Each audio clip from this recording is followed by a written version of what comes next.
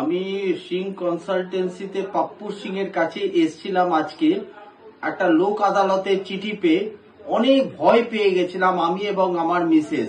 Bhabani cinema হলের উল্টো দিকের যে রাস্তাটা, ওটা দিয়ে এসে দেখলাম এখানে কোনো চিটের কোনো ব্যাপারই নেই, না টাকা পয়সা লাগলো। উনি বরঞ্চ আমাদেরকে ওই চিঠি পেয়ে মনে সাহস জুগিয়ে দিল।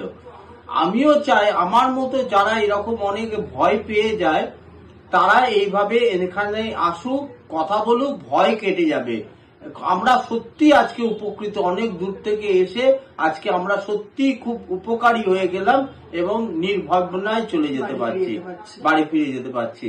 আমি চাই সব পরিবারই এরকম যারা ফেসে গেছে তারা সিংজির সঙ্গে এসে একবার অ্যাপয়েন্টমেন্ট নিন, বা কোনো এখানে টাকা পয়সা লাগে না, শুধু ফ্রি অফ কস্টে ওনারা সার্ভিস দিয়ে যাচ্ছে।